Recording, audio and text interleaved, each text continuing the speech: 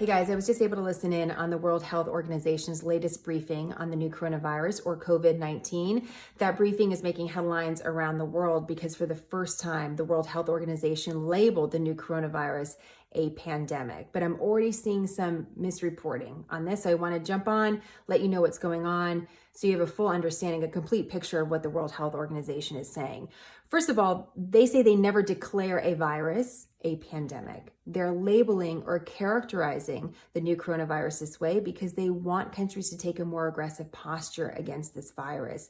It is the very first time in history that the World Health Organization has labeled a coronavirus of any sort a pandemic. But they also believe this may be the first pandemic that we're going to be able to control. So on the one hand, they're seeing more cases, more hospitalizations, more deaths, and they're saying we expect that number to continue to increase. At the same time, they're seeing in certain areas where there are the highest number of cases, like in China and South Korea, that the number of cases is going down.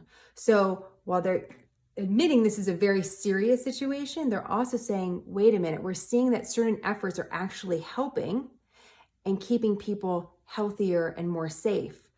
So let's make sure that we're taking the appropriate posture. I want to read this to you. Dr. Michael Ryan, Executive Director of the World Health Organization, says this: there is no formal process. Pandemics and such are not declared. So if you see a headline like that, remember, they're not declared. This is a characterization or description of a situation.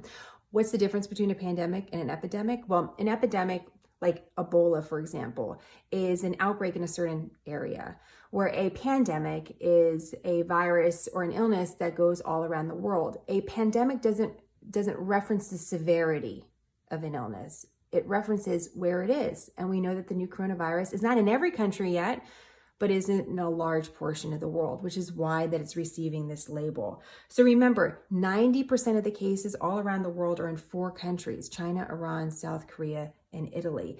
And what the World Health Organization is saying is if we can slow this down, if we can slow the spread, we're going to give everyone time to adjust, hospitals time to prepare, and that's going to be better overall. So this is not an out of control situation, but we have to take the proper steps. Now, something I want to mention, there's been this question about data. What kind of data are we waiting for?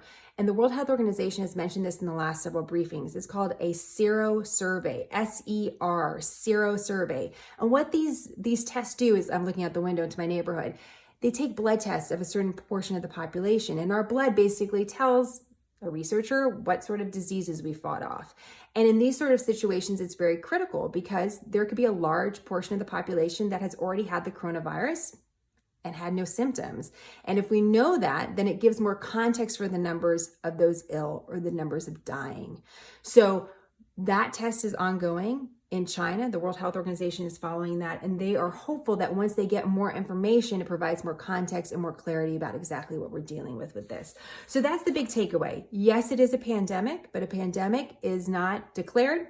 It's not necessarily the severity they're looking at. They're looking at the where exactly the illness is, and they're labeling it a pandemic because they believe for the very first time, this pandemic may potentially be controlled.